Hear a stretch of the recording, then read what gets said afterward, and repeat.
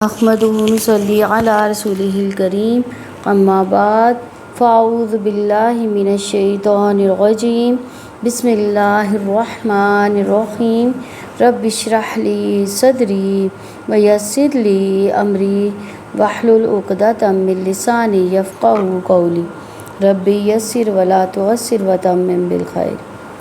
بسم اللہ الرحمن الرحیم۔ بسمی 7 نام، بی ہے 7، اس کا مطلب اسم نام، جیسے ہم اردو میں بولتے ہیں اسم گرامی، یہ وہ والا اسم یعنی اسم نام۔ بی کس معنوں میں آ رہا ہے؟ 7 کے معنوں میں۔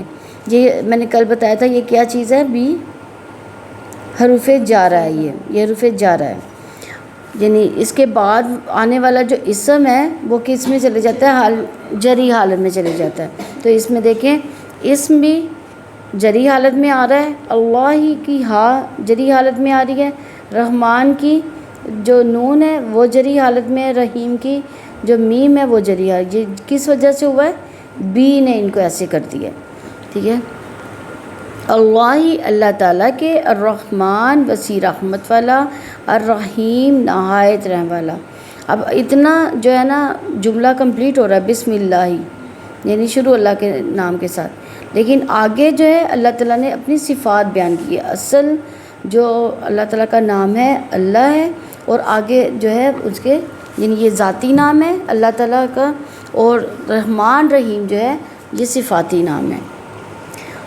الحمد سب تعریف۔ اب ال جو ہے وہ کس معنوں میں آ رہا ہے؟ یہ خاص بھی کرتا ہے لیکن یہاں پہ خاص نہیں کر رہا، یہ سب کے معنی دے رہا ہے، یعنی ساری کی ساری تعریف، جتنی بھی تعریفیں ہیں، یعنی دنیا میں جتنی بھی تعریفیں ہوتی ہیں، یعنی اگر فرض کریں ہم کسی انسان کی خوبصورتی کی تعریف کرتے ہیں تو اصل میں کس کی تعریف ہے؟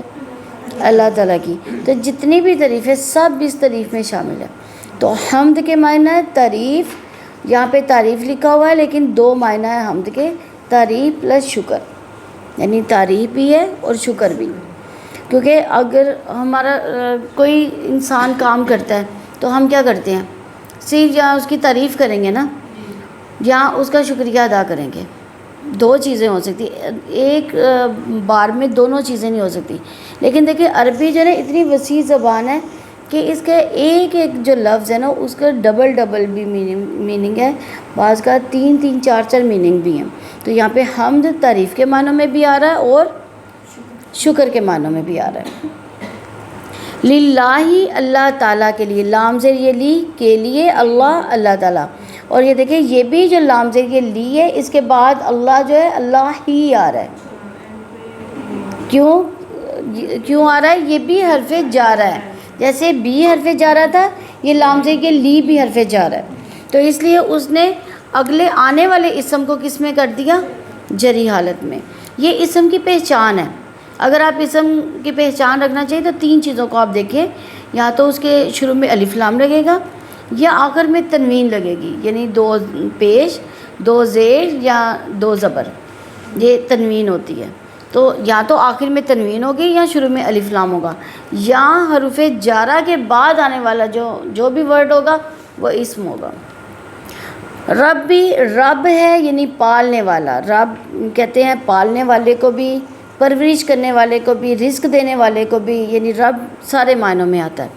العالمین سارے جہانوں کا، الرحمن وسیع رحمت والا، الرحیم نہایت رحم والا، مالکی مالک ہے، یوم دن کے، الدین بدلے کے دن کا مالک، ایاکا۔ اب دیکھیں صرف تیری ہی، اب یہاں پہ یہ صرف تیری ہی کہاں سے آیا ہے؟ اصل میں یہ لفظ تھا نعبدو کا، ہم تیری عبادت کرتے ہیں۔ اب اس میں حصر کے معنی کہاں سے آ رہے؟ تیری ہی عبادت ہم کرتے ہیں، کہاں سے آ رہا ہے؟ کہ اس کے ضمیر کو، کا جو ضمیر ہے اس کو سٹارٹ میں لے آئے، نعبدو تھا، نعبدو کا تھا، کا نعبدو کر دیا ہم نے۔ جیسے میں کہتی ہوں نا آپ نے فلاں میرا کام کرنا ہے، لیکن جب میں شدت سے کہتی ہوں آپ ہی نے میرا کام کرنا ہے، تو اب ہی اردو میں تو ہی آ گیا، لیکن عربی میں کیا اس کی گارنٹی ہے؟ کیسے ہم اس کو کریں گے بریف؟ اس کے بریفنگ کا یہ انداز ہے کہ اس کی جو آخر میں آ رہی تھی ضمیر اس کو شروع میں لے آئیں، کا نعبدو. اب کا نعبدو اگر ہم بولتے تو وہ تھوڑا جملہ عجیب سا لگ رہا ہے، تو اس کو سپورٹ کے لیے کیا کیا گیا، ایا کا لگا دیا، ایا لگا دیا، اور ایا نے اس میں حصر کے معنی ڈال دیے. ایا کا نعبدو اصل میں حصر کے کہاں سے آ رہا ہے کہ اس کی ضمیر ہم سٹارٹ میں لے آئے ہیں. حصر کے معنی وہاں سے آ رہے ہیں کہ تیری ہی ہم عبادت کرتے ہیں، لیکن ایا جو ہے وہ صرف سپورٹ کے لیے آ رہا ہے. لیکن اکثر علماء جو ہے اس کا ترجمہ کرتے ہوئے ایا کا یہی کرتے کہ ہی اس کا میننگ ہے. اصل میں کیا ہوتا ہے کہ جو ضمیر سٹارٹ میں آئی ہے اس نے اس میں حصر ڈال دیا، یعنی اس میں زور ڈال دیا کہ صرف تیری ہی نعبدو ہم عبادت کرتے ہیں. اب نعبدو میں جو نون آ رہا ہے سٹارٹ میں، یہ کیا بتا رہا ہے؟ ہاں، یہ دو چیزیں بتا رہا ہے، ایک تو مضارع ہے اور ایک ہم. اب مضارع کیا چیز ہے؟ جیسے اردو میں یا انگلش میں ہم گرامر کرتے ہیں تو 3 زمانے پائے جاتے ہیں، ماضی، حال، مستقبل. لیکن عربی میں 2 زمانے پائے جاتے ہیں. کون سا؟ یعنی ماضی اور مضارع. ماضی جو گزر چکا، مضارع میں 2 زمانے پائے جاتے ہیں، یا تو وہ حال میں ہوگا یا مستقبل میں ہوگا. یعنی ان کا ترجمہ دونوں طرح سے کیا جا سکتا ہے، یعنی اس کا پریزنٹ میں بھی کیا جا سکتا ہے، فیوچر میں بھی اس کا ترجمہ کیا جا سکتا ہے. تو نون جو ہے ہمیں 2 چیزیں بتا رہا ہے. کیا؟ ہم اور مضارع. یعنی ہم اس کا ترجمہ یہ نہیں کریں گے ہم تیری عبادت کرتے تھے، یعنی وہ ماضی میں چلا جائے گا نا. یہ مضارع ہے، اس لیے ہم اس کی جو ترجمہ کریں گے ہم کریں گے ہم عبادت کرتے ہیں یا کریں گے. یہ دونوں طرح سے اس کا ترجمہ ہو سکتا ہے. وا اور ایا کا صرف تجھ ہی سے نستعین ہم مدد مانگتے ہیں. نستعین کی نون کا کیا بتا رہی ہے؟ ہاں، 2 چیزیں بتا رہی ہے، ایک ہم کو کہ ہم، اور پھر دوسری چیز مضارع کو. اور اس کا جو سین ہے نا، سین، یہ کس چیز کو بتا رہا ہے؟ طلب کرنے کے معنی بتا رہا ہے، یعنی مانگنے کے معنی بتا رہا ہے، طلب کرنے کے. یہ سین جب بھی آتا ہے یہ مانگنے کے معنوں میں، طلب کرنے کے معنوں میں، یا جلدی کے معنوں میں، یہ 3 کے معنوں میں آتا ہے. تو یہاں پہ کیا ہے؟ مانگنے کے معنوں میں آ رہا ہے کہ نستعین ہم مدد مانگتے ہیں، یعنی تجھ ہی سے ہم مدد مانگتے ہیں. اہدنا چلا ہمیں، اہدی چلا نہ ہمیں، یعنی ہدایت کے معنوں میں بھی آتا ہے کہ ہمیں ہدایت دے دے، ہمیں چلا دے، سیدھے راستے پر بٹھا دے یا سیدھے راستے پر کو دکھا دے، سارے معنوں میں آتا ہے. الصراط راستے پر. اب الصراط میں الف لام کس چیز کو ظاہر کر رہا ہے؟ الف لام جمع کو ظاہر کر رہا ہے، خاص کو خاص کر رہا ہے، اس راستے کو خاص کر رہا ہے. صراط، خالی صراط ہوتا ہے تو کوئی بھی راستہ ہو سکتا تھا. اب الصراط ہے تو یہ خاص راستہ ہے. کون سا راستہ؟ المستقیم، سیدھا راستہ. سیدھے راستے پر ہمیں چلا دے، یعنی وہ خاص راستہ جو اللہ تعالیٰ کی طرف جاتا ہے، جو جنت کی طرف جاتا ہے. دیکھیں کتنی اچھی دعا ہے نا. پہلے ہم نے اللہ تعالیٰ کی کیا کی؟ تعریف کی. اللہ تعالیٰ کو کہا ہم تیری ہی عبادت کرتے ہیں، تیرے سے مدد مانگتے ہیں. پھر ساتھ ہی ہم نے مدد مانگ لی اللہ تعالیٰ سے. کیا مدد مانگی؟ کہ سیدھے راستے پر چلا دے. صراط الذین، راستہ ان لوگوں کا. اب دیکھیں صراط، اب اس کے اوپر الف لام نہیں ہے، یہ عام راستہ ہے. صراط راستہ، الذین ان لوگوں کا، انعمت انعام فرمایا تو نے، ٹھیک ہے، علیہم ان پر، علیہ پر، ہم ان، علیہم ان پر. اب یہ بھی حرف جارہ ہے، علیہ. علیہ نے بھی ہم کو جو ہے جری حالت میں کر دیا ہے، لیکن چونکہ یعنی جو ضمائر ہوتی ہیں تو ان کی جو ہے جری حالت نہیں ہوتی، وہ اصل میں ایسے ہی رہتی ہیں. علیہم ان پر، غیر نہیں، المغضوب غصہ کیا گیا، علیہم جن پر، ولا اور نہ، الضالین گمراہ. یعنی مغضوب کون لوگ ہیں؟ میں نے کل بتایا تھا کون لوگ ہیں مغضوب. فاطمہ بتاؤ. نہیں، ایسے لوگ جو علم رکھتے تھے، علم رکھنے کے باوجود کیا تھے؟ عمل نہیں کرتے تھے. وہ کون لوگ تھے؟ وہ یہودی لوگ تھے. یہودی لوگ علم رکھتے تھے لیکن عمل نہیں کرتے تھے. جبکہ ضالین کون تھے؟ جو بالکل ہی گمراہ تھے، ان کو دین کے بارے میں پتہ ہی نہیں تھا.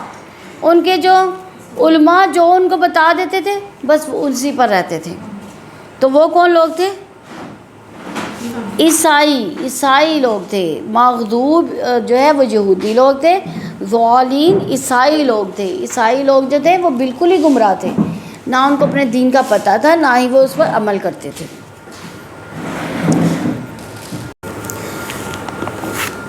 اور قرآن عظیم جو مجھے دیا گیا. سیدنا علا بن حضرمی رضی اللہ عنہ سے روایت ہے، اللہ تعالیٰ نے فرمایا میں نے نماز کو اپنے اور اپنے بندے کے درمیان پورا تقسیم کر دیا، نصف اپنے لیے اور نصف بندے کے لیے، اور میرے بندے کے لیے وہ سب کچھ ہے جو وہ طلب کرے. جب بندہ کہتا ہے الحمدللہ رب العالمین تو اللہ تعالیٰ کیا فرماتا ہے؟ میرے بندے نے میری حمد اور تعریف کی. جب وہ کہتا ہے الرحمن الرحیم اللہ تعالیٰ فرماتا ہے میرے بندے نے میری ثنا کی.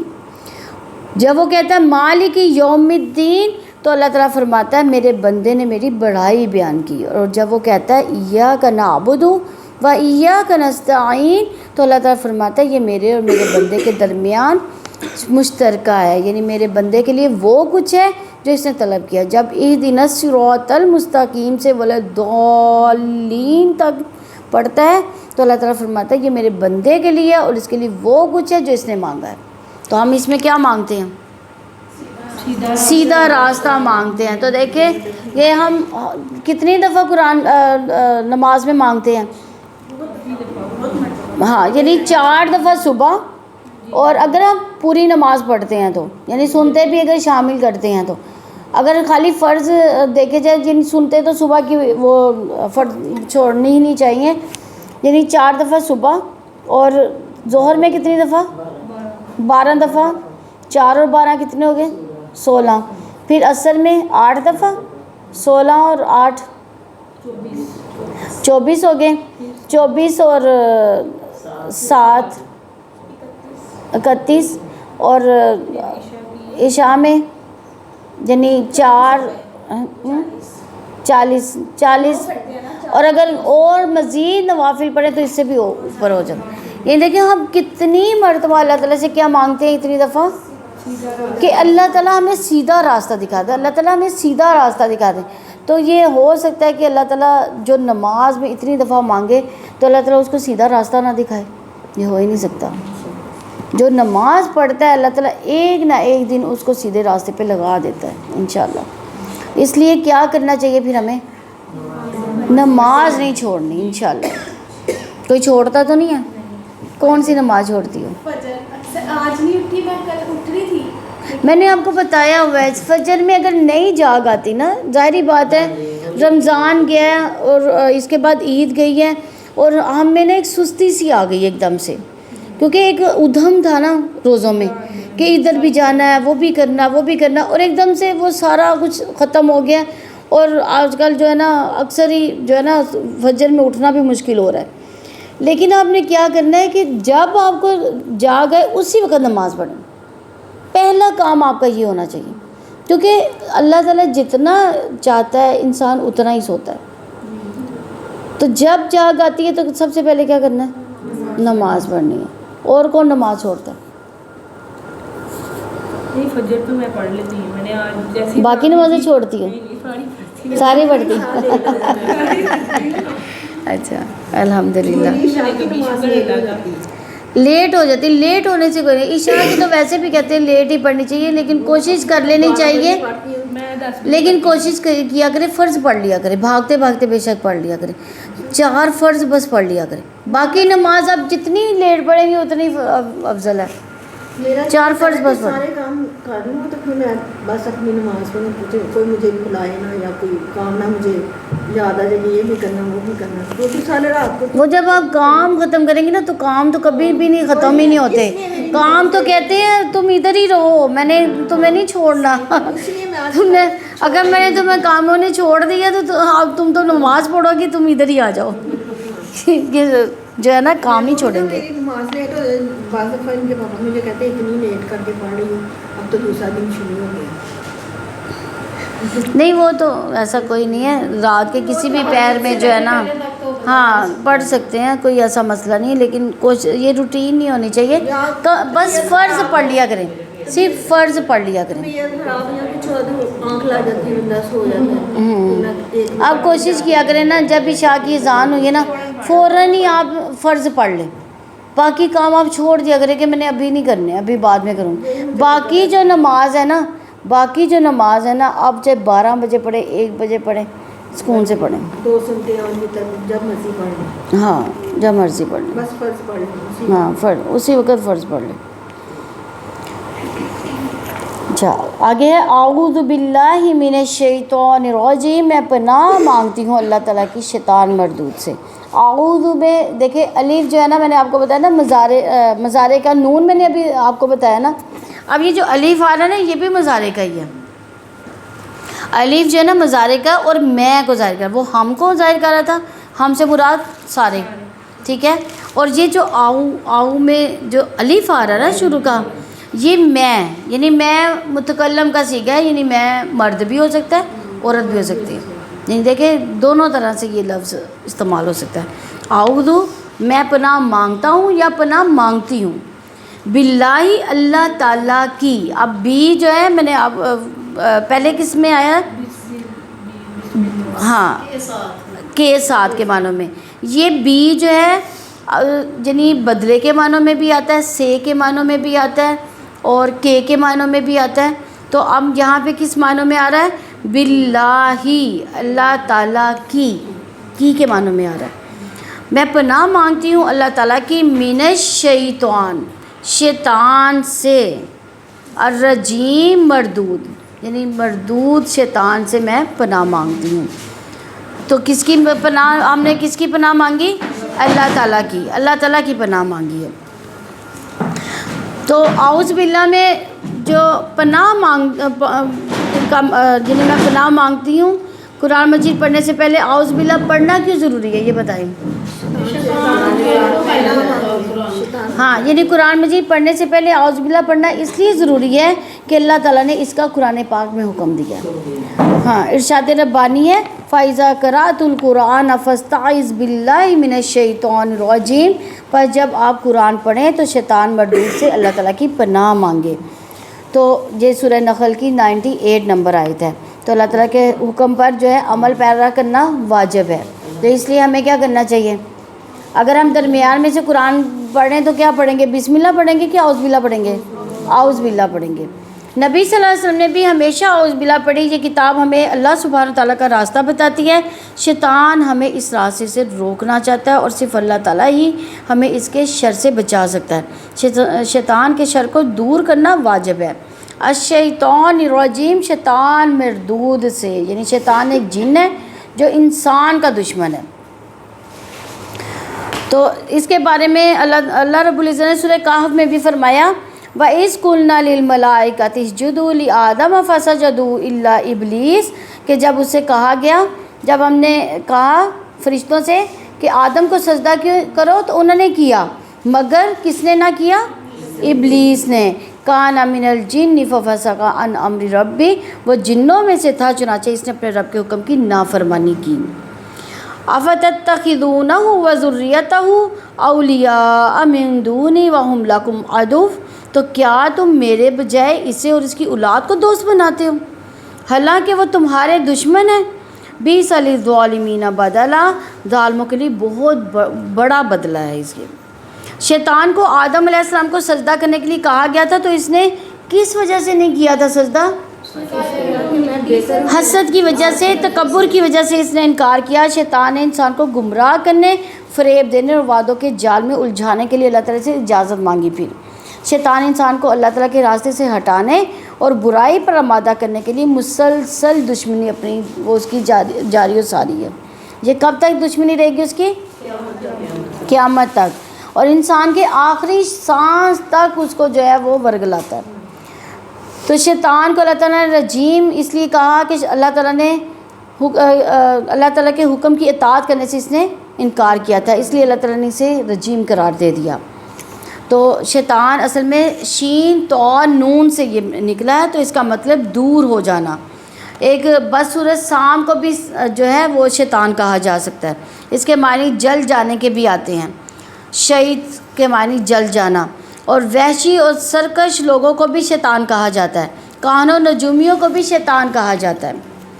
آگے آتا ہے بسم اللہ الرحمن الرحیم، اللہ تعالیٰ کے نام سے جو وسیع رحمت والا نہایت رحم والا ہے۔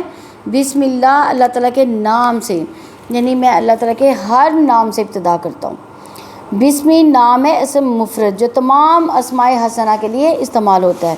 اللہ ہی وہ جو ساری کائنات کا خالق ہے، مالک ہے، جو تصرف کرتا ہے، جس کے فیصلے نافذ ہو کر رہتے ہیں، وہ واحد معبود ہے، وہ تمام صفات کمال رکھتا ہے، اس لیے وہ اکیلا عبادت کا مستحق ہے۔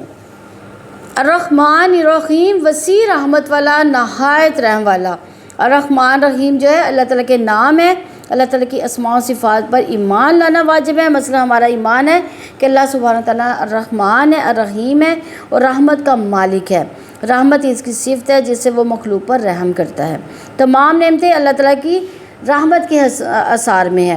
اللہ تعالیٰ کی رحمت میں نے ہر چیز کو گھیر رکھا ہے۔ تو اللہ تعالیٰ نے دیکھیں ایک پرسن جو ہے نا اللہ تعالیٰ کی رحمت دنیا میں ہے، اسی کی وجہ سے ماں اپنے بچے سے محبت کرتی ہے، اور باقی 99 جو رحمتیں وہ کب ہوں گی؟ قیامت کے دن۔ تو وہ کتنی ہوں گی؟ دیکھیں ہمیں جو ایک دم سے کسی کے ساتھ ہمدردی آتی ہے وہ کس وجہ سے آتی ہے؟ یہ ایک رحمت کی وجہ سے، جو اللہ تعالیٰ نے ایک رحمت دنیا میں کی ہے۔ تو آپ دیکھیں کہ جب قیامت کے دن 99 رحمتیں ہوں گی تو وہ اللہ تعالیٰ کی کتنی ہوں گی۔ اللہ تعالیٰ نے انبیاء صالحین کے لیے اپنی رحمت کو لازم کر لیا ہے۔ بسم اللہ کے جو فضائل ہیں اس میں جو کام بسم اللہ کے بغیر شروع کیا جاتا ہے اس میں کیا نہیں ہوتی؟ برکت نہیں ہوتی۔ جو شخص وضو کرنے سے پہلے بسم اللہ نہیں پڑھتا، کیا اس کا وضو ہے؟ اس کا وضو نہیں ہے۔ تو ذبح کرتے ہوئے کیا پڑھنا چاہیے؟ بسم اللہ پڑھنا چاہیے۔ نبی صلی اللہ علیہ وسلم نے کھانا کھانے سے پہلے کیا فرمایا؟ کیا پڑھنا چاہیے؟ ہر سورت شروع ہونے سے پہلے کیا نازل ہوتی تھی؟ بسم اللہ۔ صحابہ کہتے ہیں کہ ہم صورتوں کو جدا نہ سمجھتے تھے جب تک کہ بسم اللہ نازل نہ ہوتی۔ صحابہ کرام رضوان اللہ علیہ نے اسی آیت سے تحریر قرآن مجید کا آغاز کیا۔ آپ صلی اللہ علیہ وسلم نے نماز میں فاتحہ کے شروع میں بسم اللہ پڑھی اور اس کو ایک آیت شمار کیا۔ تمام کاموں میں پہلے برکت، مدد اور قبولیت کی امید پر بسم اللہ پڑھنا اسلامی طریقہ زندگی ہے۔ الحمدللہ رب العالمین، سب تعریف اللہ تعالیٰ کے لیے جو سارے جہانوں کا پالنے والا ہے۔ الحمد، سب تعریف اللہ تعالیٰ کے لیے۔ اللہ تعالیٰ کی صفات کامل ہے، اس کی افعال عدل پر مبنی ہیں، وہ فضیلت والے ہیں، یعنی ساری کی ساری تعریفیں جتنی بھی دنیا میں ہوتی ہے، اگر فرض کریں میں ہنڈیا پکاتی ہوں، میں کہتی ہوں کتنی اچھی بنی ہے، تو یہ کس کی تعریف ہے؟ اللہ تعالیٰ نے مجھے صلاحیتیں دیں، ان صلاحیتوں کو میں نے کارآمد بنا کر وہ چیز بنائی، یعنی وہ انڈائریکٹ طریقے سے کہاں پہ جا رہی ہے تعریف؟ اللہ تعالیٰ کی۔ اور سب تعریف اللہ تعالیٰ کے لیے۔ رسول اللہ صلی اللہ علیہ وسلم نے فرمایا الحمدللہ تملا المیزان، الحمدللہ کہنا میزان کو بھر دیتا ہے، یعنی اس میں دیکھیں شکر اور تعریف دونوں پائی جاتی ہیں، یعنی اللہ تعالیٰ کی ہم تعریف بھی کر رہے ہیں الحمد سے، اور اللہ تعالیٰ کا شکر بھی ادا کر رہے ہیں۔ جیسے ہم کھانا کھانے کے بعد کیا کہتے ہیں؟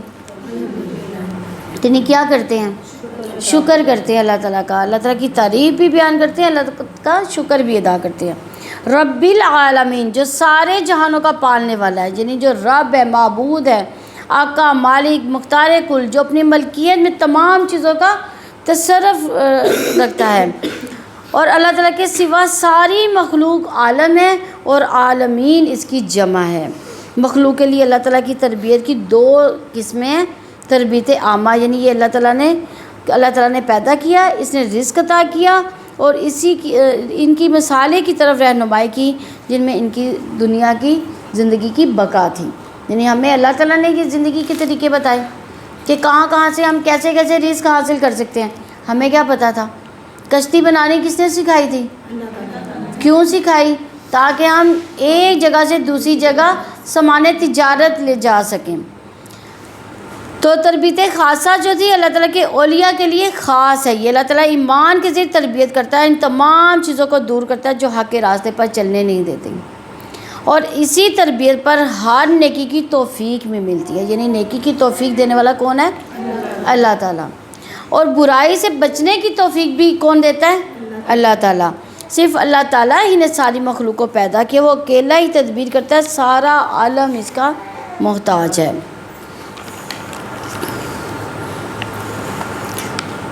جیسا کہ سورہ شورى میں فرمایا گیا، اللہ تعالیٰ فرماتے ہیں کہ سو بلا شبہ وہ سب میرے دشمن ہیں سوائے ایک رب العالمین کے جس نے مجھے پیدا کیا، پھر وہی میری رہنمائی کرتا ہے، وہی مجھے کھلاتا ہے، وہی مجھے پلاتا ہے، جب میں بیمار ہوتا ہے تو وہی مجھے شفا دیتا ہے. یہ کس کے الفاظ تھے؟ اور جو مجھے موت دے گا پھر وہ مجھے زندہ کرے گا، اور جس سے میں طمع رکھتا ہوں کہ جزا کے دن وہ میری خطا بخش دے گا. یہ حضرت ابراہیم علیہ السلام کی دعا ہے. الرحمن الرحیم، وسیع رحمت والا، نہایت رحم والا. سب سے بڑی رحمت رحمان کی ہے. غور و فکر کرے تو قرآن ایک آکسیجن کا کام کرتی ہے. یہ اللہ تعالیٰ کی سب سے بڑی رحمت ہے یہ قرآن. تو اللہ تعالیٰ کی رحمت کا ذکر ہے، اس نے اپنے اوپر رحمت کو لازم کر لیا. فرمایا کاتب علی نفسہ الرحمہ، اس نے رحمت کرنا اپنے اوپر لکھ دیا. اولم یروا الی الطیر فوقہم صافات ویقبض ما یمسکہن الا الرحمن، اور کیا انہوں نے اپنے اوپر پرندوں کو نہیں دیکھا اس حال میں کہ وہ پر پھیلائے ہوئے ہوتے ہیں اور کبھی سمیٹ لیتے ہیں، رحمان کے سوا ان کو کوئی نہیں تھام سکتا. فَبِأَيِّ آلَاءِ رَبِّكُمَا تُكَذِّبَانِ، تو اے جن و انس تم دونوں اپنے رب کی کن کن نعمتوں کو جھٹلاؤ گے. تو یہ کس کی دی ہوئی نعمتیں ہیں؟ اللہ تعالیٰ کی، رحمان رحیم کی نعمتیں دی ہوئی ہیں. عبداللہ بن عمر رضی اللہ عنہ سے روایت ہے، رسول اللہ صلی اللہ علیہ وسلم نے فرمایا کہ رحم کرنے والوں پر رحمان بھی رحم کرتا ہے. زمین والوں پر رحم کرو تو تم پر آسمان والا رحم کرے گا. مالک یوم الدین، بدلے کے دن کا مالک ہے. بدلے کا دن کا کون سا ہے؟ قیامت کا دن. اللہ تعالیٰ مالک ہے. مالک وہ ہوتا ہے جو حکم دے، روک لے، جو نیکیوں کا بہترین ثواب عطا کرے، جو گناہوں پر سزا دے، جو ہر قسم کا تصرف رکھے. اللہ تعالیٰ کے مالک ہونے سے برائے اس دن ہر چیز کے قبضہ قدرت میں ہوگی. اللہ تعالیٰ کے کوئی فیصلہ اس کی مرضی کے بغیر نہیں ہو سکے گا. اس دن کوئی سفارش، کوئی دوستی، کوئی تجارت کسی کے کام نہیں آئے گی. یوم الدین، بدلے کے دن کا مالک. اللہ تعالیٰ جزا کے دن یعنی قیامت کے دن کا مالک ہے. جزا کے دن سارے اختیارات کس کے پاس ہوں گے؟ اللہ تعالیٰ کے پاس. کیا اس دنیا میں اختیارات نہیں ہیں اللہ تعالیٰ کے پاس؟ تو پھر یہ کیوں کہا گیا جزا کے دن کا مالک ہے، یعنی بدلے کے دن کا مالک ہے؟ یہ سب کا حساب کتاب ہوگا. دنیا میں دنیا میں انسان کو اختیار دیا گیا ہے، چاہے وہ رائٹ کرے یا رونگ کرے، یہ اس کی اپنی مرضی ہے. لیکن اس دن جو ہے انسان ہل بھی نہیں سکے گا، انسان کو کوئی اختیار نہیں ہوگا. اس لیے کہا گیا ایسی بات. سیدنا عبداللہ بن عمر رضی اللہ عنہ سے روایت ہے کہ رسول اللہ صلی اللہ علیہ وسلم نے فرمایا قیامت کے روز اللہ تعالیٰ آسمانوں کو لپیٹ کر اپنے دائیں ہاتھ میں لے گا اور فرمائے گا میں ہوں بادشاہ، کہاں ہے زوراور، کہاں ہے متکبر. پھر زمین کو اپنے دائیں ہاتھ میں لے گا اور فرمائے گا کہاں ہے زوراور، کہاں ہے متکبر. یہ صحیح مسلم کی 2788 نمبر حدیث ہے. جزا کے دن لوگوں کو ان کے اعمال کا پورا بدلہ دیا جائے گا. جزا کے دن اللہ تعالیٰ کی کامل ملکیت، کمال حکمت، کمال عدل مخلوق پر ظاہر ہو جائے گی. یعنی اس دنیا میں یہ سارا جو ہے وہ پردہ ڈال دیا گیا. ہمیں اللہ تعالیٰ کی، کئی لوگوں کو اللہ تعالیٰ کی خصوصیات نظر نہیں آتی، یعنی وہ کبھی کسی کو معبود بنا لیتے ہیں، کبھی کسی کو بنا لیتے ہیں. لیکن اس دن جو سب کو پتہ چل جائے گا کہ اصل مالک اور مختار کون ہے. تو جزا کے دن جبریل علیہ السلام اور دیگر فرشتے صفے باندھ کر کھڑے ہوں گے. یوم یقوم الروح والملائکۃ صفا لا یتکلمون الا من اذن لہ الرحمن وقال صوابا. جس دن جبریل علیہ السلام فرشتے سب بستہ کھڑے ہوں گے، کوئی بات نہیں کرے گا مگر جس کو رحمان اجازت دے گا، اور وہ درست بات کرے گا، وہ اس میں کوئی غلطی بھی نہیں کرے گا، کوئی غلط بات کی آمیزش نہیں شامل کرے گا، یعنی اپنے لیے جھوٹ بھی نہیں بول سکے گا وہ. تو جزا کے دن وہی بات کرے گا جس کو کون اجازت دے گا؟ رحمان اجازت دے گا. یوم یأتی لا تکلم نفس الا باذنہ فمنہم شقی و سعید. جس دن وہ آئے گا کوئی شخص اس کی اجازت کے سوا کلام نہ کر سکے گا. چنانچہ ان میں کچھ بدبخت اور کچھ نیک بخت ہوں گے. سورہ ہود کی 105 نمبر آیت ہے. تو جزا کے دن سب جزا سزا کے فیصلے کا انتظار کرے ہوں گے، اس کے ثواب کی امید رکھیں گے، عذاب سے خوف کھائیں گے. اللہ تعالیٰ کی صفت مالک جو ہے، مالک کی حقیقی صاحب اختیار کو کہتے ہیں. اللہ تعالیٰ کے مالک ہونے کا مطلب ہے کہ وہ ایک ہی ساری کائنات تمام انسانوں کی مالک ہے. تو اللہ تعالیٰ کے ساتھ اس کی ملکیت میں کوئی اس کا شریک بھی نہیں ہے. اللہ تعالیٰ کے سوا کسی کو کسی بھی چیز کا کوئی اصلی مالک نہیں کہ اپنی ذاتی خواہشات کے مطابق اسے استعمال کرے. وہ مالک آخرت میں ایسے تمام افراد سے حساب لے لے گا.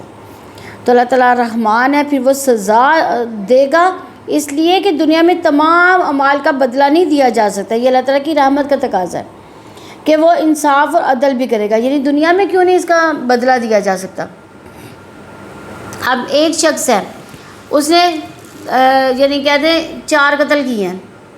اب قتل کا کیا ہوگا؟ قتل کی سزا کیا ہے؟ قتل ہے. اب وہ ایک ہی دفعہ اس کو قتل کیا جا سکتا ہے نا، 4 دفعہ تو نہیں قتل کیا جا سکتا. تو یہ انصاف کب ہوگا؟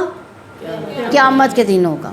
تو اللہ تعالیٰ رحمان ہے لیکن بے انصاف نہیں، اس لیے جن کو برے اعمال زیادتیوں کی سزا دنیا میں نہیں ملی ان کے لیے اللہ تعالیٰ نے دوزخ تیار کر رکھی ہے. وہ قدر کرنے والا ہے، اس لیے اس نے نیک کام کرنے والوں کے لیے جنت تیار کر رکھی ہے. ایاک نعبد و ایاک نستعین، ہم صرف تیری عبادت کرتے ہیں اور صرف تجھ ہی سے مدد مانگتے ہیں. یعنی ہم ایک اللہ تعالیٰ کی عبادت کے لیے مخصوص کرتے ہیں.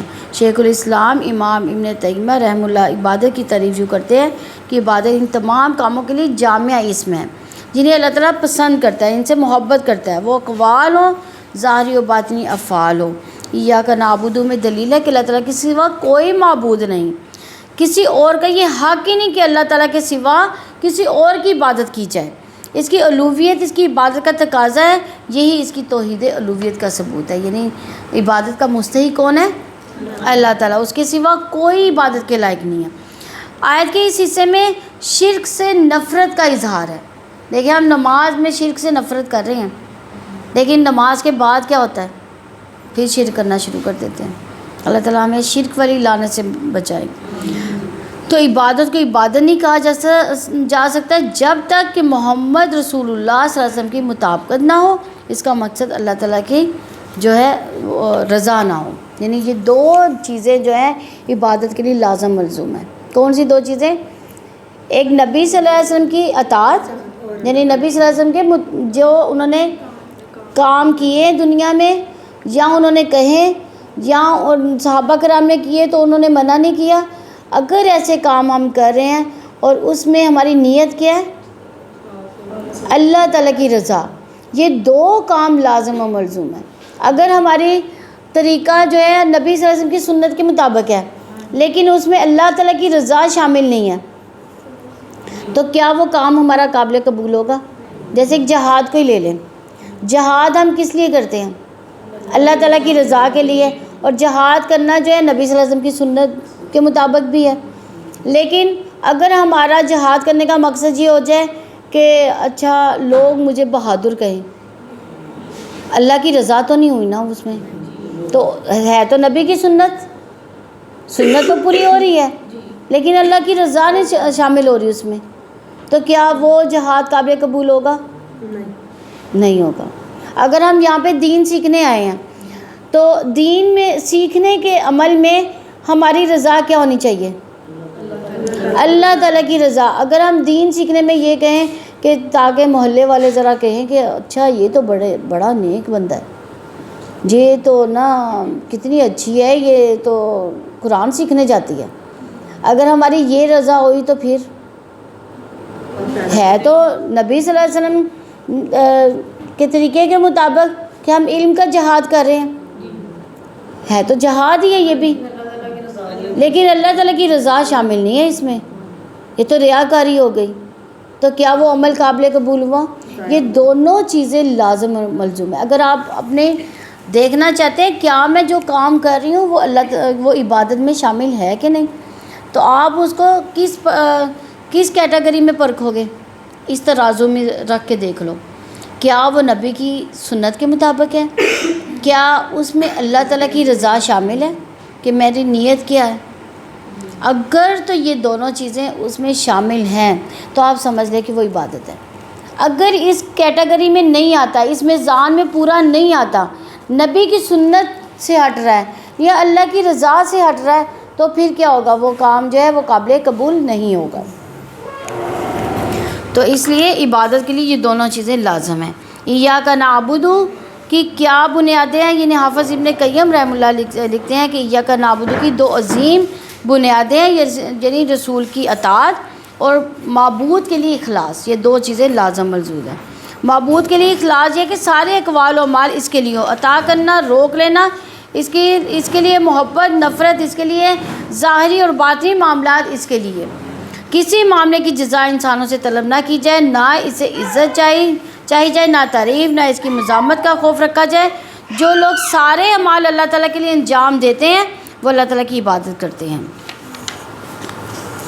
تو ہم صرف اللہ تعالیٰ کی عبادت کیوں کریں؟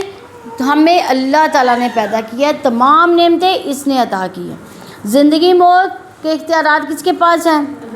اللہ تعالیٰ کے لیے۔ تو اسی لیے اس کا حق ہے کہ زندگی کو اس کی مرضی کے مطابق گزارا جائے، اور توہم پرستی سے، غلط طریقوں سے، رسم و رواج سے بچا جائے۔ لوگوں کو نہیں، اللہ تعالیٰ کی لوگوں کی نہیں ماننی، بلکہ کس کی ماننی ہے؟ اللہ تعالیٰ کی ماننی ہے۔ انشاءاللہ اللہ تعالیٰ ہمیں ہمت دے کہ ہم لوگوں کی نہ مانیں، اللہ تعالیٰ کی مانیں۔ جیسے کہ سورہ بقرہ کی 21 نمبر آیت ہے، یا ایھا الناس اعبدوا ربکم الذی خلقکم والذین من قبلکم لعلکم تتقون۔ اے لوگوں اپنے رب کی عبادت کرو جس نے تمہیں ان لوگوں کو پیدا کیا جو تم سے پہلے سے تھے، تاکہ تم تقوی اختیار کرو۔ نبی صلی اللہ علیہ وسلم نے فرمایا اللہ تعالیٰ کا بندوں پر حق یہ ہے کہ بندے اس کی عبادت کریں اور کسی چیز کو بھی اس کا شریک نہ بنائیں۔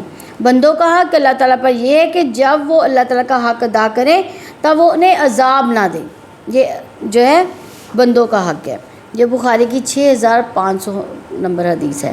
وَإِيَّاكَ نَسْتَعِينُ، اور صرف تجھ ہی سے مدد مانگتے ہیں، یعنی ہم ایک اللہ تعالیٰ ہی کی مدد مانگتے ہیں۔ استعانت کو اس کے لیے مخصوص کر دیتے ہیں۔ استعانت کا مطلب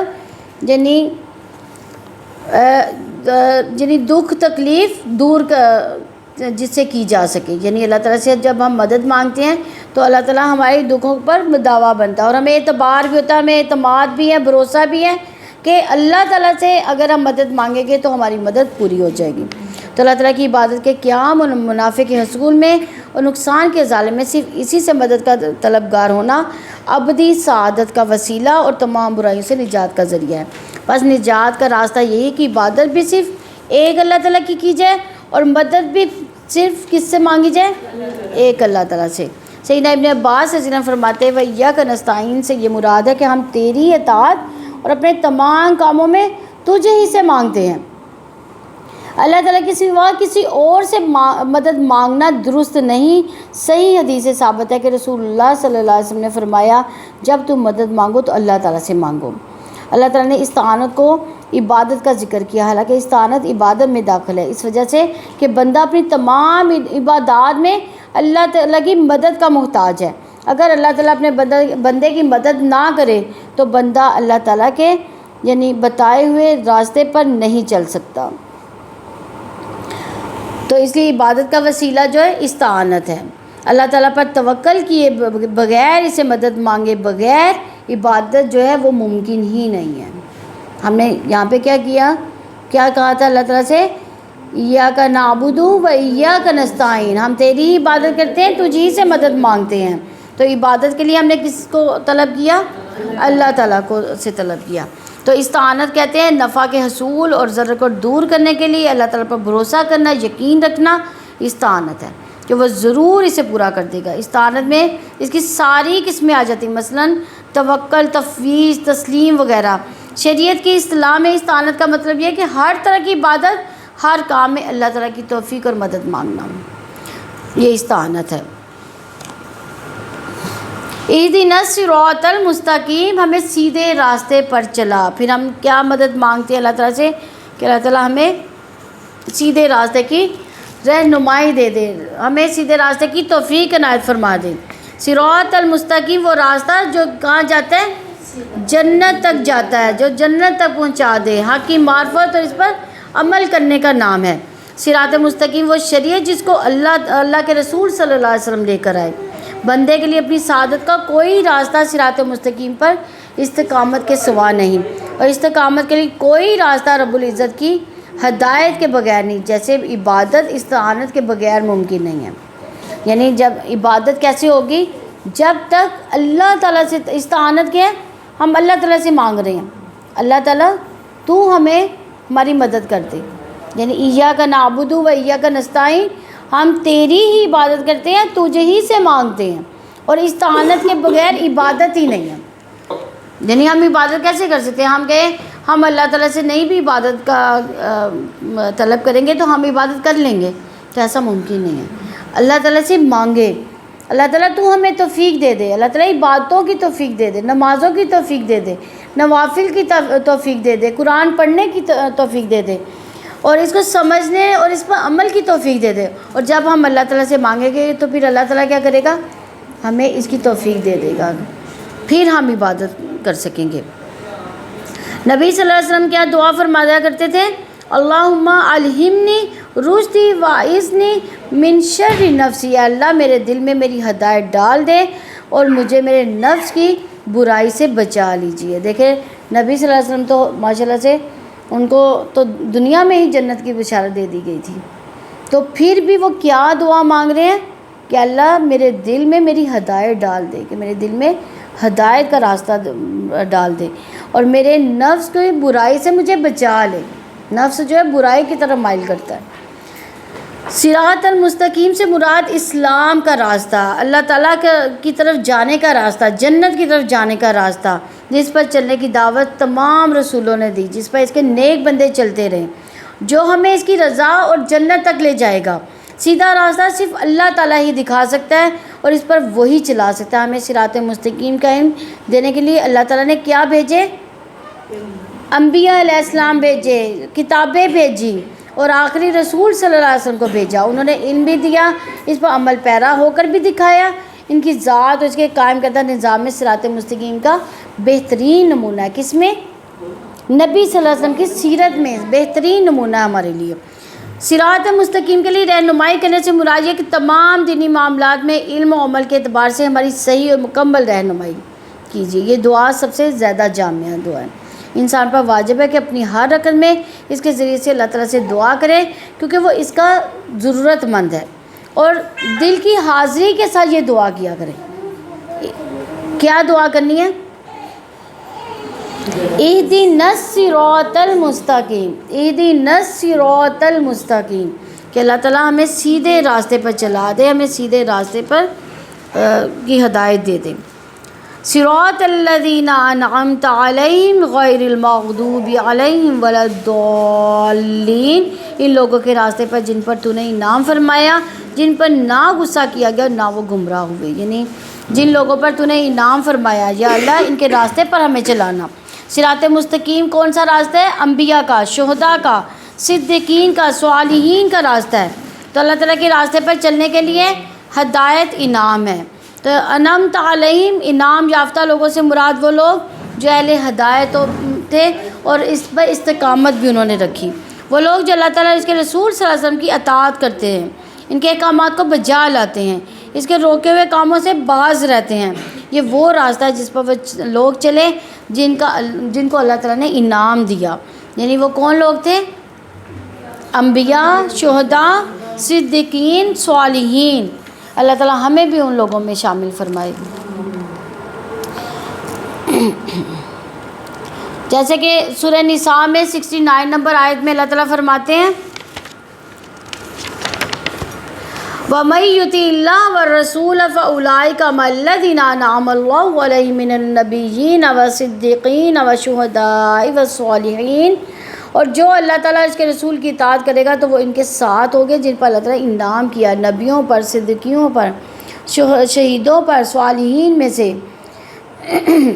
وحسن اولئک رفیقا، اور یہی بہترین ساتھی ہے۔ یعنی انعام یافتہ لوگوں کے راستے پر چلنے کے لیے ان کی زندگیوں کے بارے میں جاننا بہت ضروری ہے، ان کے طریقوں پر چلنا بہت ضروری ہے۔ اللہ تعالیٰ ہمیں بھی نبی صلی اللہ علیہ وسلم کی اتباع کی توفیق نصیب فرمائے۔ غیر المغضوب علیہم، جن پر نہ غصہ کیا گیا، یعنی جن لوگوں نے حق کو پہچان کر اسے ترک کر دیا، وہ کون لوگ تھے؟ یہودی لوگ تھے۔ میں نے ابھی بھی بتایا پہلے بھی۔ رب العزت نے فرمایا من لعنہ اللہ غضب علیہ وجعل منہم القردۃ والخنازیر، اور وہ جن پر اللہ تعالیٰ نے لعنت کی اور جن پر غصے ہوا، اور ان میں سے جن کو ان نے بندر اور سور بنا دیا۔ سورہ مائدہ میں 60 نمبر آیت ہے۔ یعنی کن کو بنایا تھا بندر اور سور؟ جو اللہ کی نافرمانی کرتے تھے، یہ یہودی لوگ تھے۔ اللہ تعالیٰ نے ان کو بہت سارے اسی طرح کے عذاب دیے تھے، کس وجہ سے؟ ان کی نافرمانی کی وجہ سے۔ یعنی وہ یعنی ان کی کتاب کا، اپنی کتاب کا علم رکھتے تھے، لیکن کیا کرتے تھے؟ کتاب کا علم رکھنے کے باوجود عمل نہیں کرتے تھے۔ تو اللہ تعالیٰ کے غضب سے مراد اللہ تعالیٰ کی صفت ہے غضب، اس سے مراد اللہ تعالیٰ کا عقوبت اور سزا دینے کا ارادہ۔ غضب اللہ تعالیٰ کی ذاتی صفت ہے، اس کے بارے میں حدیث ہے، بے شک صدقہ رب کے غضب کو بجھا دیتا ہے، یہ اس کا فعلی صفت ہے۔ تو اللہ تعالیٰ کا غضب کن لوگوں پر ہوا؟ سب سے پہلے اللہ تعالیٰ کا یہ غضب ابلیس پر ہوا، جس نے نافرمانی کی، تکبر کیا۔ اکثر مفسرین کے خیال میں مغضوب لوگوں میں سے مراد یہودی ہیں، جن کو اللہ تعالیٰ نے بندر اور سور بنا دیا۔ مغضوب علیہم کے ساتھ ہمارا رویہ کیسا ہو؟ حافظ ابن قیم رحمہ اللہ لکھتے ہیں کہ مومنوں پر یہ حق ہے کہ وہ ان پر غضبناک ہو۔ مغضوب علیہم میں غضب کا فاعل ذکر نہیں کیا گیا، کہ یہ نقطہ بدی ہے کہ ان پر اللہ تعالیٰ کا غضب ہے، مومنوں کا غضب ہے۔ اللہ تعالیٰ نے مومنوں کو اہل غضب سے دشمنی کا حکم دیا۔ مومن اپنے رب کے غضب کی موافقت کریں اور ان سے راضی ہو جائیں، جس سے اللہ تعالیٰ راضی ہو، یہی عبودیت کی حقیقت ہے۔ بلضالین، اور نہ وہ گمراہ ہو، یعنی جنہوں نے نصارہ کی مانند حق کو ترک کر کے جہالت و گمراہی کو اختیار کیا۔ نبی کریم صلی اللہ علیہ وسلم نے فرمایا یہود مغضوب ہے اور نصارہ ضالین ہے، اور یہ اس وجہ سے کہ یہودی نے حق کو پہچانا، اس کی پیروی نہیں کی، اور نصارہ نے اللہ تعالیٰ کی یعنی بغیر تحقیق کے، بغیر علم کے اللہ تعالیٰ کی عبادت کی۔ کیا ہم میں یہ دونوں خوبیاں نہیں پائی جاتی؟ ہمیں بعض لوگوں کو قرآن کا علم بھی ہے لیکن عمل سے دور ہیں، اور بعض لوگوں کو علم ہی نہیں ہے اور اپنی انہوں نے باتیں بنائی ہوئی ہیں۔ تو سفیان بن عینیہ رحمہ اللہ نے کہا کہ علماء میں سے جو فساد کرے تو وہ یہود کے مشابہ، اور عبادت گزاروں میں جو فساد کرے وہ نصارہ کے مشابہ ہے۔ اور اسلاف کہتے تھے کہ فاجر عالم اور جاہل عبادت گزار کے فتنے سے بچو، ان دونوں کا فتنہ ہر فتنے میں مبتلا ہونے والے کے لیے فتنہ ہے۔ الضالین، الضلال یعنی گمراہ، ہدایت کی ضد ہے، اور صراط مستقیم سے ہٹ جانے کو ضلالت یا گمراہی کہتے ہیں، خواہ کوئی جان بوجھ کر اس راستے کو چھوڑ دے یا جہالت سے اس پر نہ چلے۔ بلضالین، نہ وہ گمراہ ہیں، یعنی اکثر مفسرین کے خیال میں اس سے مراد عیسائی ہیں جنہوں نے اپنا راستہ گم کر دیا۔ تو عیسائی کیسے گمراہ ہوئے؟ عیسائی صراط مستقیم کا علم ہی نہیں رکھتے تھے، اس وجہ سے وہ گمراہ ہوئے۔ عیسائی اگرچہ عمل کرنے والے ہیں مگر ان کا طریقہ عمل غلط تھا۔ عیسائی نے انبیاء علیہ السلام اور صالحین کے معاملے میں غلو کیا تھا، انہوں نے عبادات میں بدعات نکالی تھی، جیسے رہبانیت، عیسائیوں کا فساد اور عبادت گزاروں کا فساد۔ وہ اللہ تعالیٰ کی عبادت پر اپنی خواہشات کے تقاضوں کے مطابق کرتے تھے، نہ کہ ان کے مطابق جو اللہ تعالیٰ نے اپنے رسول کو بھیجا۔ انہوں نے اپنی شیوخ یعنی علماء اور درویشوں کو ربوبیت کی منزل تک پہنچا دیا، اور وہ حلول اور تحاد کے نظریے تک پہنچ گئے تھے۔